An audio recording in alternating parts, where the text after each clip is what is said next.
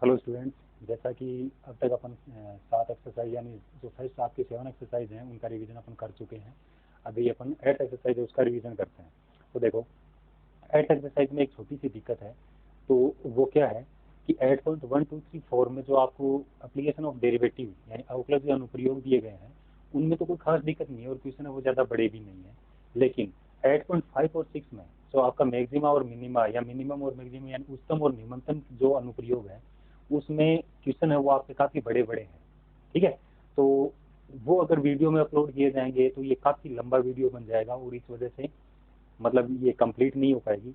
तो अपन यूँ करते हैं कि 8.1234 यानी शुरू के जो 4 एप्लीकेशंस हैं उनके जो इम्पोर्टेंट क्वेश्चन है या जो आप नहीं कर सकते हो वो मैं करवा देता हूँ।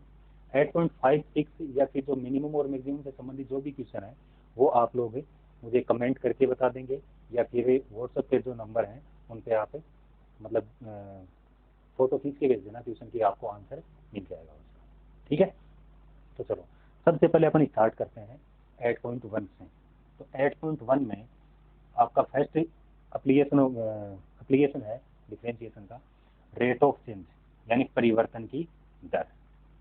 ठीक है, तो परिवर्तन की दर में क्या होता है कि जो पॉइंट अपने को दिया गया है उसमें जिसकी रेस्पेक्ट में अपने को मतलब जो चेंज दिया गया है उसके रेस्पेक्ट में अपन उसका डिफरेंशिएशन कर देंगे। ठीक है, तो देखो जैसे एक क्वेश्चन दिया गया है आपको कि एक गोल बुलबुले का पृष्ठीय क्षेत्रफल 2 सेंटीमीटर स्क्वायर पर सेकंड की दर से बढ़ रहा है। यानी यहाँ पर गोल बुलबुले का जो पृष्ठीय क्षेत्रफल है वो बढ़ रहा है। तो एक गोल यानी गोलाकार हो गया, तो गोले का पृष्ठीय क्षेत्रफल आपका क्या होता है ए, और ए इक्वल टू होता है 4 पाई r स्क्वायर। गोले के लिए यही होता है पृष्ठीय क्षेत्रफल। अब ये जो है इसमें चेंज हो रहा है किसके अनुसार, डी ए, यानी इसमें चेंज है डी टी। कैसे कि अपने को वैल्यू दी गई है 2 सेंटीमीटर स्क्वायर पर सेकेंड, यानी समय की रेस्पेक्ट में यानी टाइम की रेस्पेक्ट में इसमें चेंज आ रहा है। अब आगे कहा गया यदि बुलबुले की त्रिज्या 6 सेंटीमीटर है, यानी इसकी जो त्रिज्या है स्फीयर की वो r इक्वल टू कितनी है 6 सेंटीमीटर है।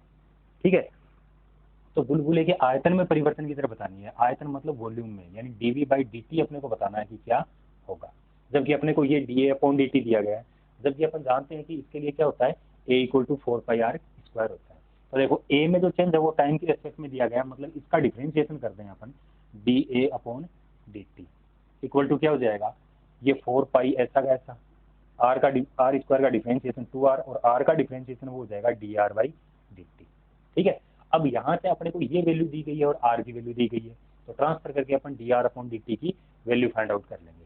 तो dA अपॉन dt की वैल्यू दी गई है आपको 2 इक्वल टू ये हो जाएगा 8 पाई इंटू में 6 इंटू में वापस dr बाई dt। अब यहाँ से ट्रांसफर करके dr upon dt find out करें तो ये क्या आ जाएगा 2 अपॉन ये 48 पाई हो जाएगा, 48 पाई सेंटीमीटर पर सेकेंड। तो ये चेंज आ गया इसकी रेडियस में या इसकी त्रिज्या में। अब रेडियस में चेंज आ गया, अपने को dv by dt find out करना है। तो dv बाई dt अपने को वॉल्यूम यानी v के डिफरेंशिएशन से मिलेगा। तो इस बार अपन लिखेंगे कि v इक्वल टू क्या होता है 4/3 पाई r क्यूब। ठीक है, अब इसके अनुसार डिफरेंशिएशन करेंगे तो dv by dt equal to 4/3 pi into में इसका डिफरेंशिएशन करेंगे तो 3r स्क्वायर इंटू में वापस dr बाई dt। अब dr बाई dt की वैल्यू अपन यहाँ पर रख देते हैं, r की वैल्यू अपने को गिवन है ही तो वो रख देते हैं। तो इस प्रकार dv बाई dt है वो क्या आ जाएगा आपका 3 से 3 कैंसिल, तो 4 पाई r स्क्वायर मतलब 6 इंटू 6 इंटू में dr अपॉन dt मतलब 2 अपॉन 48 पाई, पाई से पाई कैंसिल कर देंगे। ठीक है, फिर ये 2 से कैंसिल आउट करेंगे तो 24 और ये 6 4 जा 24, तो ये कैंसिल, तो इस प्रकार वैल्यू आ जाएगी 6 यानी 6। और वॉल्यूम में चेंज है तो वॉल्यूम हमेशा स्क्वायर में ना लिखकर किस में लिखा जाता है सेंटीमीटर क्यूब में लिखा जाता है, तो सेंटीमीटर क्यूब पर सेकेंड। ठीक है, तो इस प्रकार ये आपको वॉल्यूम में जो चेंज है वो मिल जाएगा। ठीक है, चलो अब इससे अगला क्वेश्चन देखो जो आप काफी बार पूछते हो कि एक शंकुआकार कीप, मतलब शंकु के आकार का कीप है। शंकु के आकार का कीप मतलब कोनिक सेक्शन है, कोन है। ठीक है, अब इस कोन में क्या दिया गया है आपको कि इसके आधार में शीर्ष के छेद से 4 सेंटीमीटर क्यूब पर सेकंड की समान दर से पानी की बूंद टपक रही है।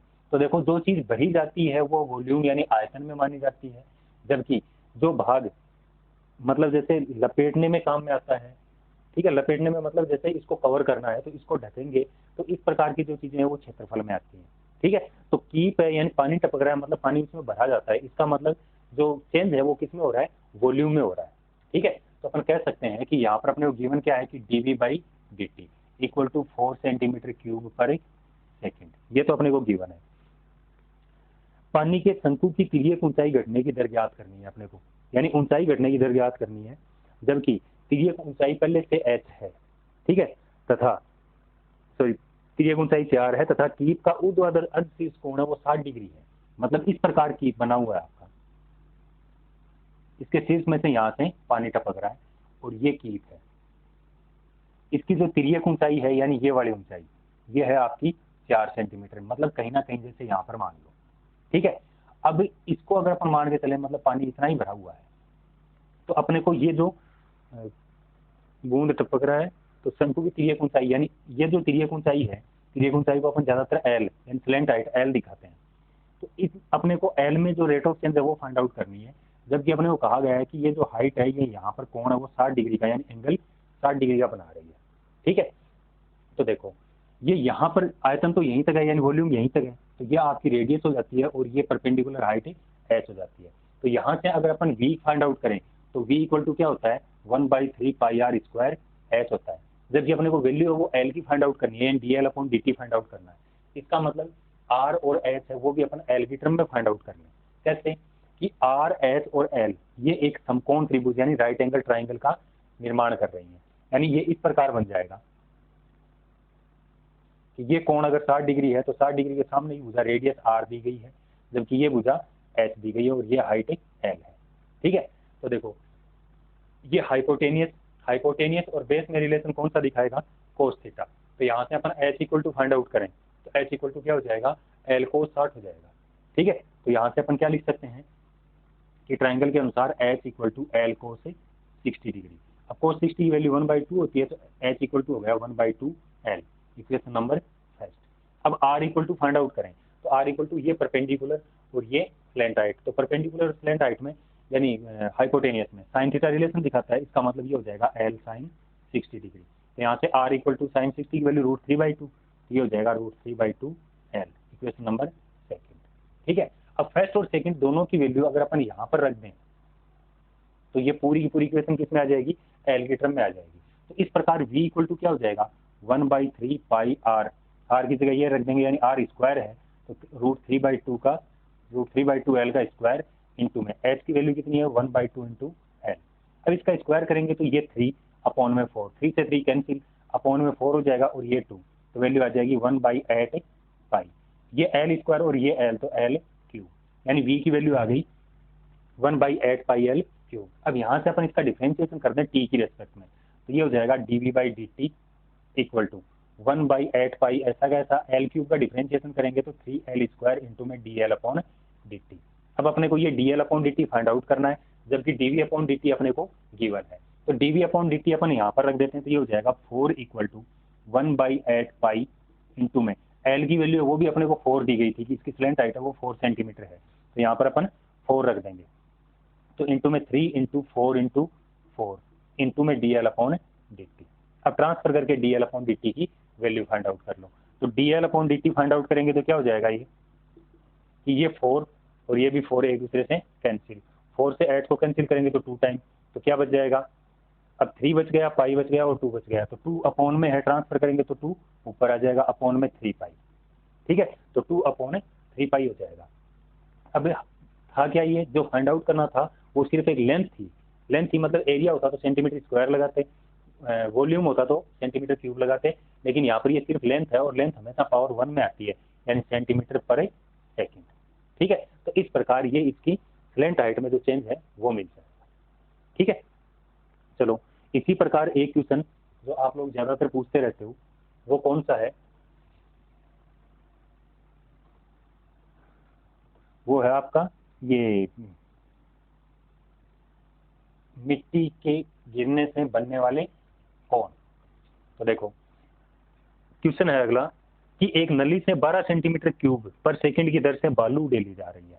ठीक है, और उड़ेली गई बालू से एक शंकु का निर्माण इस प्रकार हो रहा है कि इसके आधार की त्रिज्या सॉरी इसकी ऊंचाई आधार की त्रिज्या का छठा भाग है, ठीक है, 1/6वां भाग।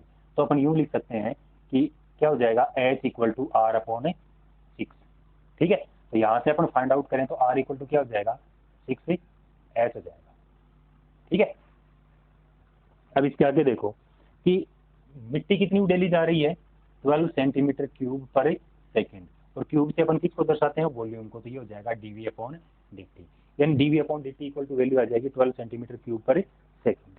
अब इसके बाद में कहा गया आपको कि इसकी ऊंचाई है वो 4 सेंटीमीटर है, यानी h इक्वल टू जो वैल्यू है वो आपकी 4 सेंटीमीटर है।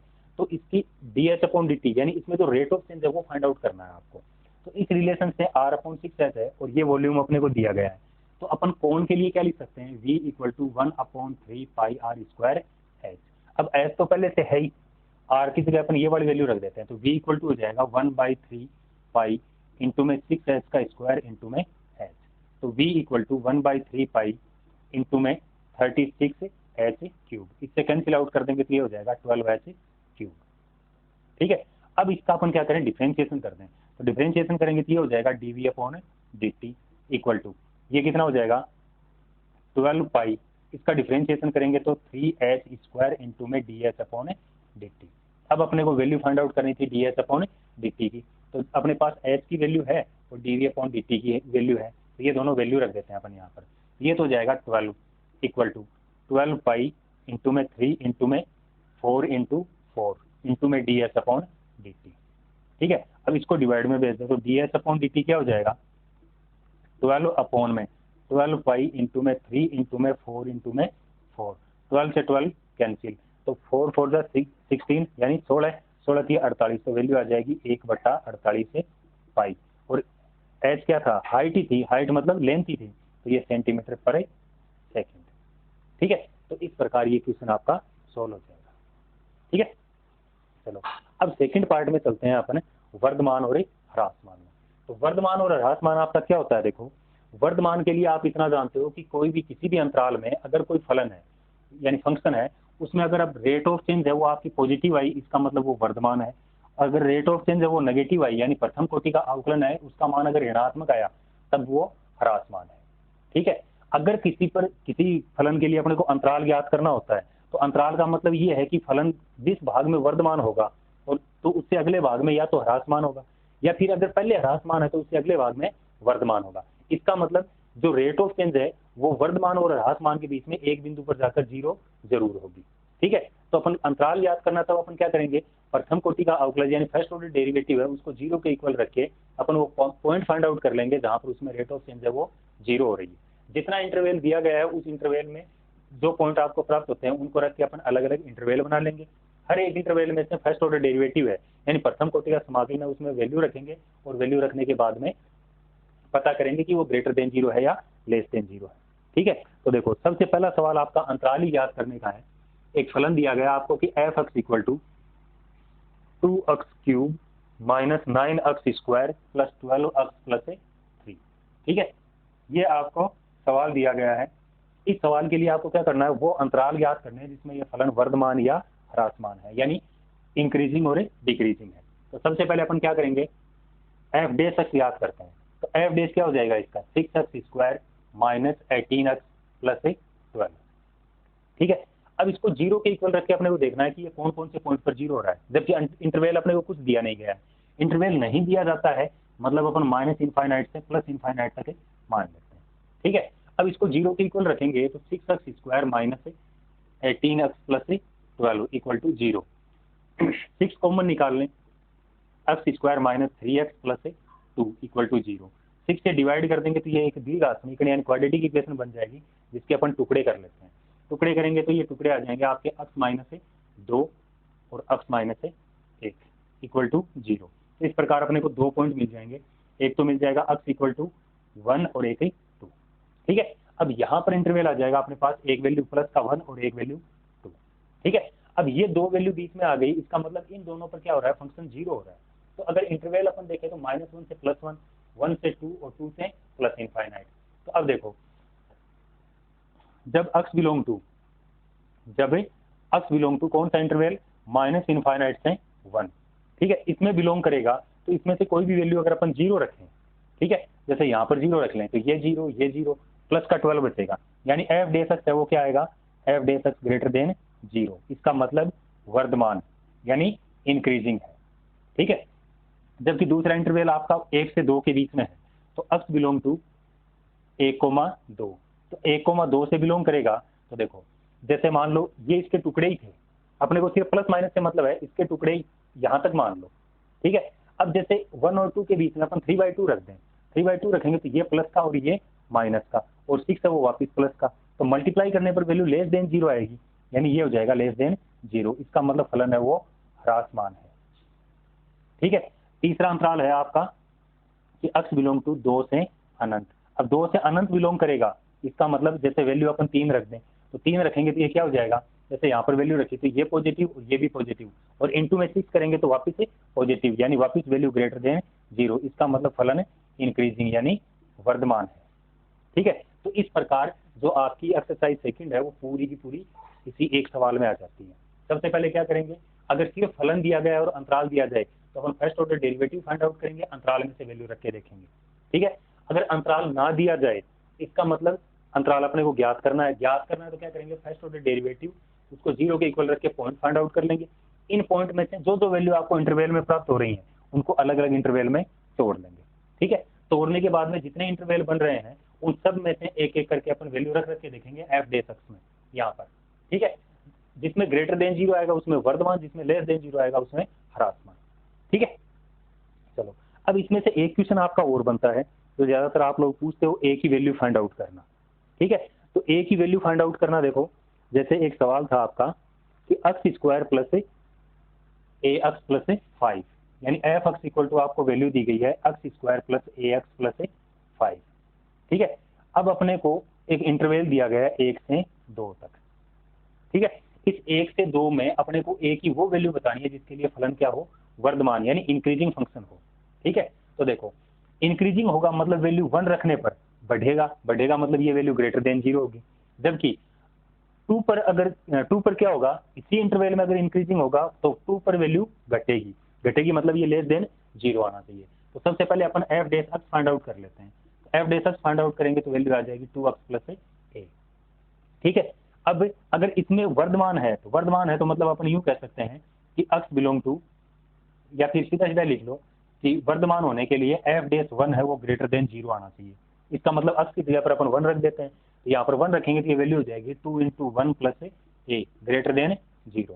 तो यहाँ से ए का 2 का ट्रांसफर करेंगे तो ए ग्रेटर देन -2, ठीक है। यानी ए की वैल्यू -2 से बड़ी होनी चाहिए, जबकि अपन 2 के लिए पता करें तो फॉर एफ डैश 2 के लिए लेस देन 0 आना चाहिए, लेस देन 0 आएगा तो इस बार वैल्यू 2 रख देंगे, यानी 2 × 2 प्लस ए लेस देन 0, तो ये 4 हो जाएगा। 4 का ट्रांसफर करेंगे तो ए लेस देन -4।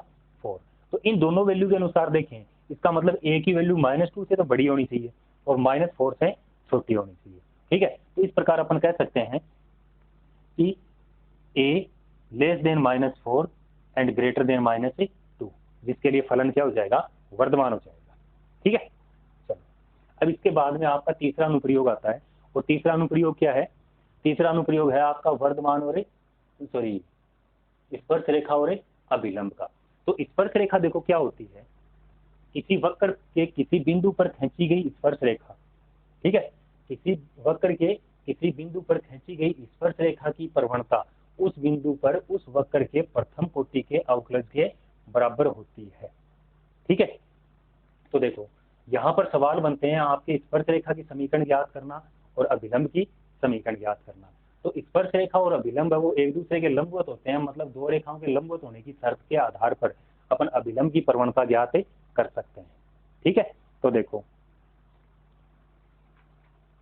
यहाँ से एक चीज जरूरी और है कि अगर आपको किसी रेखा की समीकरण दी जाए तो उसके समांतर अगर अपन किसी रेखा की मतलब समांतर अगर रेखा की समीकरण ज्ञात करते हैं तो वो समांतर रेखाएं आपस में क्या होती हैं, उनकी प्रवणताएं बराबर होती हैं, ठीक है। तो जैसे एक क्वेश्चन है आपका कि एक वक्र दिया गया आपको कि 2x square minus y square equal to 14 पर सरल रेखा है वो आपको दी गई है कि x प्लस 3y बराबर 6 के समांतर अभिलंब की समीकरण ज्ञात करनी है, यानी के समांतर यानी पैरेलल है, अभिलंब जो है वो आपका इस रेखा के समांतर है। इसका मतलब क्या होगा, इसकी जितनी प्रवणता होगी वो प्रवणता इसकी इससे अभिलंब की जो प्रवणता प्राप्त होगी उसके बराबर आएगी। ठीक है, तो देखो सबसे पहले अपन इसकी प्रवणता ज्ञात करें तो ax plus b y plus c equal to 0 के रूप में अगर कोई रेखा दी जाती है तो उसकी प्रवणता m हो तो उसको y equal to m x plus c के रूप में परिवर्तित करके अपन ज्ञात करते हैं। ठीक है, इसको अगर y equal to m x plus c के रूप में परिवर्तित करेंगे तो ये मान हो जाएगा 3y बराबर माइनस एक्स प्लस 6। तो y बराबर मान आ जाएगा माइनस का 1/3 इंटू में x प्लस 6 में भाग देंगे तो मान आ जाएगा 2। अब यहाँ से इन दोनों की अगर तुलना करें तो m बराबर मान आएगा आपका माइनस का 1/3। ठीक है, जबकि इसके अनुसार अगर अपन देखें तो देखो 4x माइनस 2y dy बटा dx बराबर 0। अब dy बटा dx का मान अगर अपन ज्ञात करेंगे तो यह आएगा माइनस का 4x बट्टा में माइनस का 2y। माइनस से माइनस कैंसिल, 2 से 2 काट देंगे, सॉरी 2 से 4 को काट देंगे तो ये मान आ जाएगा 2x बटा y। यानी ये प्रवणता हो गई किसकी, अभिलंब की, सॉरी स्पर्श रेखा की। ठीक है, अब स्पर्श रेखा और अभिलंब है वो दोनों एक दूसरे के लंबवत होते हैं तो अपन लिख सकते हैं अतः अभिलंब की प्रवणता, अभिलंब की प्रवणता। ठीक है, अभिलंब की प्रवणता क्या हो जाएगी, माइनस 1/dy बटा dx जो ये है। ठीक है, तो ये मान अगर अपन यहाँ पर रखेंगे तो मान हो जाएगा माइनस का y बटा 2x। ठीक है, अब ये वाला मान यानी अभिलंब की प्रवणता हो गई और ये 1/3 है, ये भी क्या है, अभिलंब की प्रवणता। इसका मतलब दोनों एक ही रेखा की प्रवणता है तो दोनों आपस में बराबर होंगी। तो मान क्या हो जाएगा, अतः माइनस y बटा 2x बराबर माइनस का 1/3। माइनस से माइनस कैंसिल, वज्र गुणा करेंगे तो मान क्या आ जाएगा कि 2x बराबर 3y। ठीक है, फिलहाल अपने के पास अभिलंब की समीकरण ज्ञात करने के लिए बिंदु नहीं है तो ये वाला मान अपन वापस यहाँ पर रख देते हैं। तो समीकरण मान क्या आ जाएगा, 2x की जगह पर अपन 3y रख देंगे तो यहाँ पर देखो 2x स्क्वायर है तो 3, पहले x का मान ज्ञात कर लो। चलो देखो यहाँ से x का मान ज्ञात करेंगे तो अपॉन में 2 आ जाएगा। ये वाला मान अपन यहाँ पर रख दें तो 2 गुणा में x की जगह मान रखेंगे तो 3y बटा 2 का whole square minus y square बराबर 14। ठीक है, अब यहाँ से अपन क्या करें, मान ज्ञात कर लेते हैं तो ये 9y स्क्वायर बटा 4 आएगा, 2 से काट देंगे तो मान आ जाएगा 9y स्क्वायर बटा 2 माइनस y स्क्वायर बराबर 14। हल करेंगे तो ये मान लघुत्तम लेके हल करने पर मान हो जाएगा 7y स्क्वायर बराबर 2 से गुणा कर देंगे तो 28। 7 से भाग करेंगे तो y स्क्वायर बराबर 4 तो y बराबर प्लस माइनस 2। ठीक है, तो y का मान प्लस माइनस 2 आ गया। अब ये प्लस माइनस 2 अपन यहाँ पर रख के x का मान ज्ञात कर सकते हैं। तो x बराबर क्या आ जाएगा, प्लस का 2 रखेंगे तो 2 से 2 कैंसिल 3 आ जाएगा, माइनस का 2 रखेंगे तो 2 से 2 कैंसिल यानी प्लस माइनस से 3 आ जाएगा। ठीक है, अब इस प्रकार अभिलंब की प्रवणता हमेशा यही रहेगी, जबकि प्लस का 2 रखने पर बिंदु प्लस का 3 आया और माइनस का 2 रखने पर माइनस का 3 आया। तो इस प्रकार अपन पहला बिंदु मान के चलते हैं कि जब बिंदु क्या हो यानी 3,2 पर अभिलंब की प्रवणता यानी किसी रेखा की समीकरण है वो y माइनस y1, तो y1 का मान यहाँ पर इसके लिए 2 हो जाएगा बराबर प्रवणता माइनस 1/3 आपकी है ही तो माइनस का 1/3 गुणा में x माइनस x1। ठीक है, अब इसको हल कर लो, वज्र गुणा करेंगे तो मान हो जाएगा 3y माइनस 6 बराबर माइनस से गुणा किया तो माइनस का x प्लस का 3, 6 को इधर भेज दो x को इधर ले आओ तो x प्लस 3y बराबर 9। एक समीकरण तो ये आ जाएगी। दूसरी समीकरण दूसरे बिंदु -2 और -3 के आधार पर ज्ञात करें तो -3 -2 पर मान क्या आ जाएगा y माइनस y1 मतलब माइनस का 2 इक्वल टू माइनस 1/3 गुणा में x माइनस x1 मतलब माइनस का 2। अब इसको सरल कर लो तो ये मान हो जाएगा आपका 3y प्लस 6 माइनस से गुणा करेंगे तो माइनस का x और ये माइनस का 2। ठीक है, अब इसको इधर ले आए, इसको इधर भेज दें या फिर इसको इधर ले जाएं, इसको इधर ले आए तो x प्लस 3y 2 को भी इधर ले आओ तो प्लस का 8 बराबर 0। तो ये समीकरण नंबर 2 हो जाएगी। ठीक है, तो इस प्रकार अपने को ये अभिलंब की समीकरण है वो प्राप्त हो जाएंगे। तो बिंदु सारा कंसेप्ट है वो पूरा का पूरा आपका यहाँ पर इस एक एक्सरसाइज एक क्वेश्चन में आ जाता है। काफी सवाल आपके ऐसे होंगे जिनमें प्रवणता आपको दी जाएगी, बिंदु ज्ञात करना पड़ेगा, तो काफी सवाल ऐसे भी होंगे जिनमें बिंदु दिया जाएगा और फिर समीकरण ज्ञात करनी है। तो देखो जब बिंदु दिया जाएगा तो dy बटा dx ये ज्ञात कर लेंगे, जो बिंदु दिया गया x और y का मान रख देंगे, प्रवणता प्राप्त हो जाएगी। फिर x1 और y1 यानी बिंदु ये वाला मान आपको पहले दिया जाएगा तो वापिस ये लागू कर देंगे। ठीक है, और अगर बिंदु ना दिया जाए, किसी रेखा के समांतर या मतलब जो समीकरण दी जाए तो उसके आधार पर अपन वापस क्या करेंगे, बिंदु ज्ञात कर सकते हैं। ठीक है, चलो नेक्स्ट है आपका फोर्थ जो है वो आपका बनता है किसका, सैनिकटन का। ठीक है, तो सैनिकटन में देखो 2-3 क्वेश्चन ऐसे हैं जो बताने लायक हैं। तो सैनिकटन आपका क्या होता है, देखो 2-3 बातों का ध्यान रखना आपको सैनिकटन के लिए।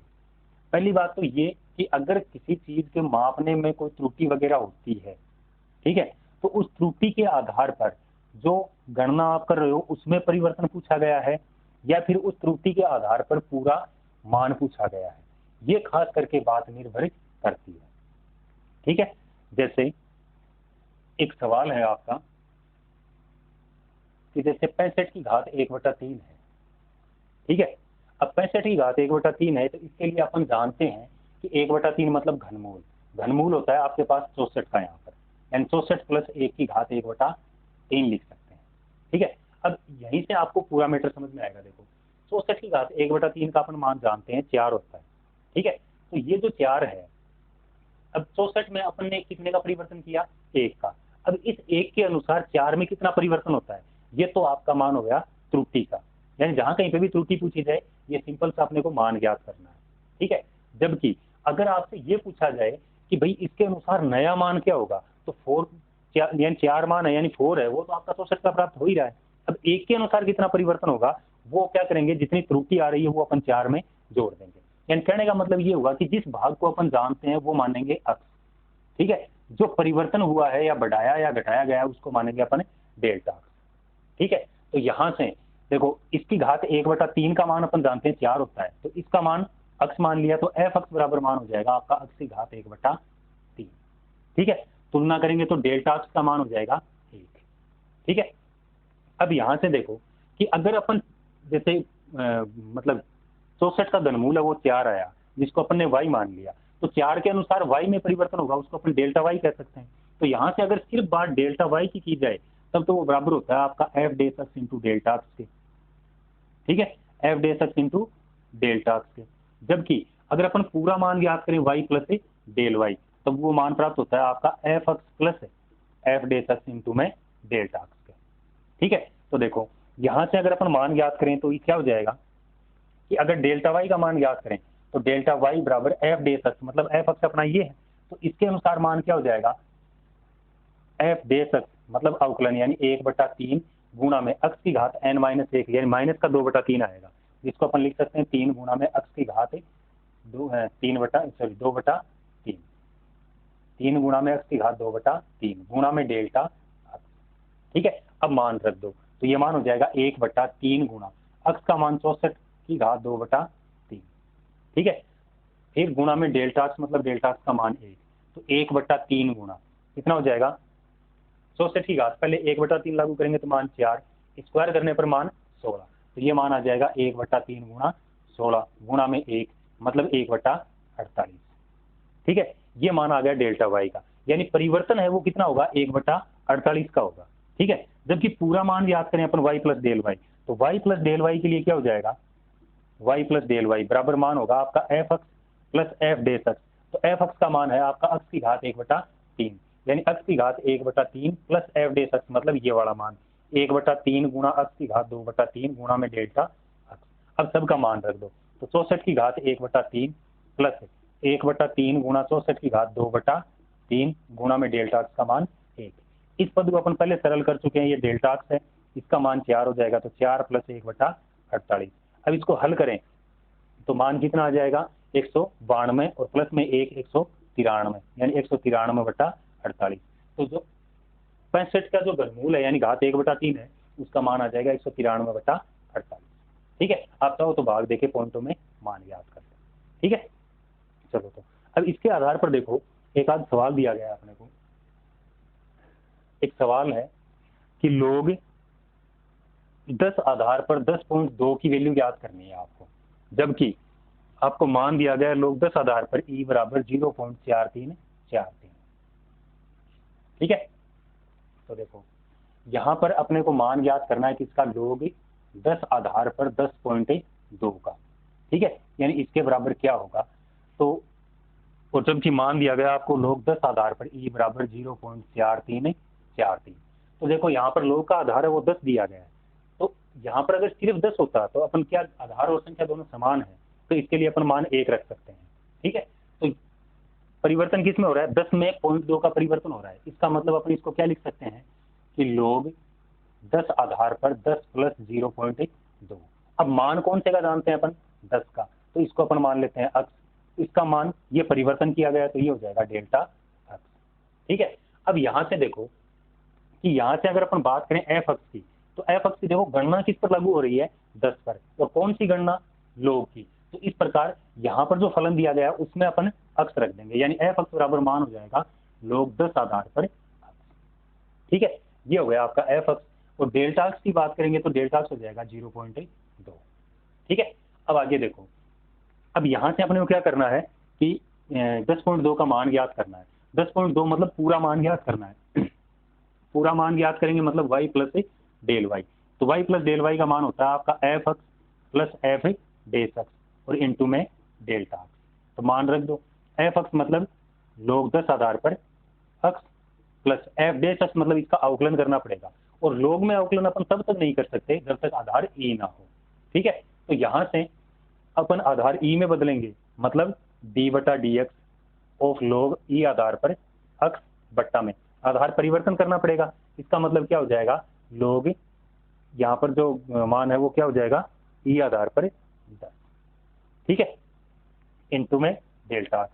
अब यहाँ से अपन क्या करें, e आधार पर 10 है, जबकि मान अपने पास log 10 आधार पर e का है, तो इसका फिर आधार परिवर्तन करेंगे अपन, मतलब e से है ना, यहाँ पर वापस 10 बनाएंगे, तो ये वापस आधार 10 बनाते ये वैल्यू 1 हो जाएगी और इसके बट्टा में log 10 आधार पर e मान आ जाएगा, यानी log 10 आधार पर अक्स प्लस इसका वापस आधार बनाएंगे तो d बटा D x of log e आधार पर अक्स, यानी log अक्स इंटू में log 10 आधार पर e। ठीक है, और इंटू में वापस से डेल्टा अक्स। अब मान मतलब अवकलन करें तो log 10 आधार पर अक्स प्लस ये log 10 आधार पर e, तो ऐसा कैसा रह जाएगा, इंटू में log अक्स का मान 1 बटा अक्स और इंटू में डेल्टा अक्स। अब आप सबका मान रख दो। ठीक है, ये log 10 आधार पर e, अब सबका मान रख दो। तो अक्स का मान अपने पास 10 था, यानी log 10 आधार पर 10 प्लस log 10 आधार पर e का मान 0.4343 गुणा में अक्स का मान वापिस 1 बटा 10 गुणा में डेल्टा अक्स का मान 0.2।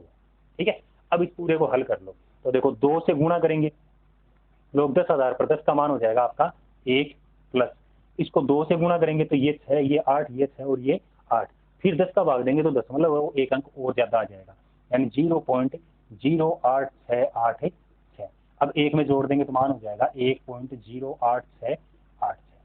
ठीक है, तो ये मान आ जाएगा आपका किसका, log 10.2 का।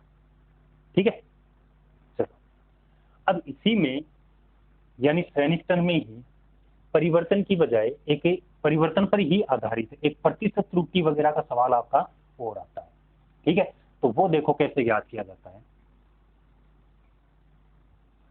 प्रतिशत त्रुटि में जैसे एक सवाल दिया गया आपको, सिद्ध कीजिए कि त्रिज्या के मापने में हुई त्रुटि के कारण गोले के आयतन की गणना में प्रतिशत त्रुटि त्रिज्या में प्रतिशत त्रुटि के लगभग 3 गुना होती है।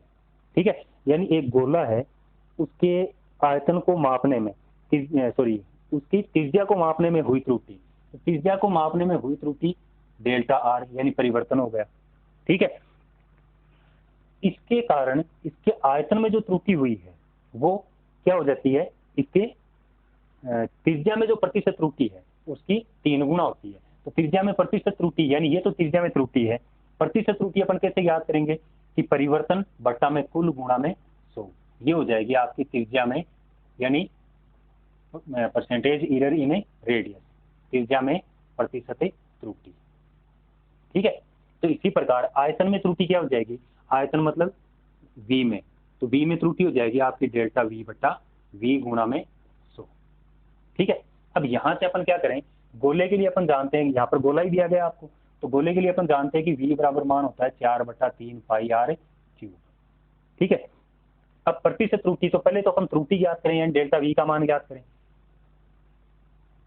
तो डेल्टा v का मान ज्ञात करेंगे तो डेल्टा v बराबर क्या हो जाएगा, इसका अवकलन गुणा में डेल्टा r, तो इसका अवकलन हो जाएगा 4/3 पाई गुणा में 3r स्क्वायर गुणा में डेल्टा r। ठीक है, 3 से 3 अपन काट सकते हैं, तो अब मान क्या हो जाएगा आपका 4/3 पाई आर स्क्वायर और इंटू में वापस डेल्टा 3 तो कट ही जाएगा, तो 4 पाई आर स्क्वायर इंटू में डेल्टा आर। ठीक है, अब ये तो आ गई आयतन में त्रुटि। इसको प्रतिशत त्रुटि में बदलेंगे तो प्रतिशत त्रुटि क्या होती है आपकी कि आयतन में प्रतिशत त्रुटि, आयतन में प्रतिशत त्रुटि। तो त्रिज्या में त्रुटि ये थी, तो आयतन में त्रुटि डेल्टा वी बटा वी गुणा 100 हो जाएगी। तो यहाँ पर डेल्टा वी का मान तो अपने पास है ही, वी का भाग देंगे और 100 से गुणा करेंगे, तो मान हो जाएगा डेल्टा वी बटा वी गुणा 100। तो वी का भाग देंगे तो 4 पाई आर स्क्वायर इंटू में डेल्टा आर बट्टा में आर सॉरी वी यानी ये वाला, यानी 4 बटा 3 पाई आर क्यूब। ठीक है, और फिर इंटू में वापिस से 100। अब इसको हल करें तो 4 से 4 कैंसिल, ये तीसरा 3 जो है तीसरा नंबर होने के कारण ऊपर चला जाएगा यानी 3, फिर पाई से पाई कैंसिल, तो ये भी कैंसिल हो गया, फिर ऊपर बच जाएगा डेल्टा आर यानी 3 गुना डेल्टा आर बट्टा में आर स्क्वायर से आर क्यूब को काटेंगे तो आर गुणा में 100। ठीक है, तो इस प्रकार ये आयतन में प्रतिशत त्रुटि, तो ये मान हो जाएगा आयतन में प्रतिशत त्रुटि इक्वल टू 3 ऐसा का ऐसा गुणा में त्रिज्या में प्रतिशत त्रुटि। यही अपने को सिद्ध करना था।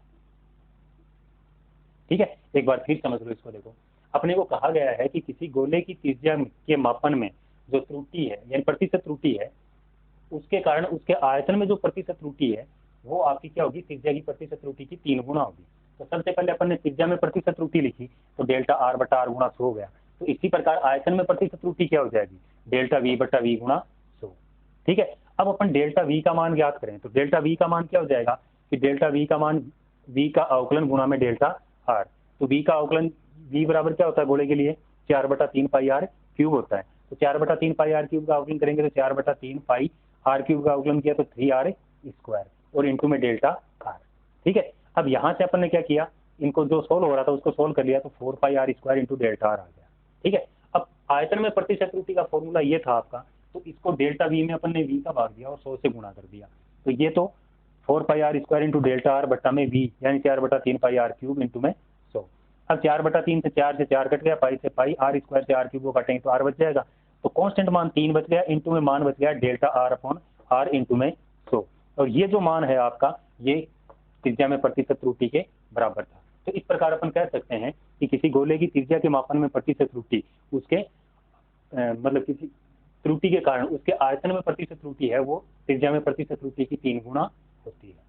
ठीक है, तो देखो बेसिकली मैंने पूरा कंसेप्ट है और रिवीजन है वो मेरी तरफ से करवा दिया है। अब अगर किसी बच्चे को कोई सवाल में दिक्कत है तो मैं वीडियो के फर्स्ट में ही बता चुका हूँ कि 8.5 में क्वेश्चन है वो आपके काफी बड़े हैं, तो उन क्वेश्चंस को वीडियो में अपलोड करेंगे तो कम से कम 3 से 4 घंटे का वीडियो बन जाएगा और वो सोल्व हो भी नहीं पाएंगे। तो इसलिए आप क्या करना कि जिस किसी सवाल में दिक्कत हो उसकी फोटो खींच के भेज देना व्हाट्सएप पे, जिसके नंबर मैं फिर दे देता हूँ एक बार कि व्हाट्सएप के नंबर 7727952336 है। ठीक है, इन नंबर से आप सवाल की फोटो खींच के भेज देना, आपको सॉल्यूशन मिल जाएगा उसका, और वो भी हैंड टू हैंड। ठीक है, तो इसी के साथ आज अपना जो रिवीजन है वो कंप्लीट होता है। तो मैं Pawan Kumar, your mathematics teacher, over and out.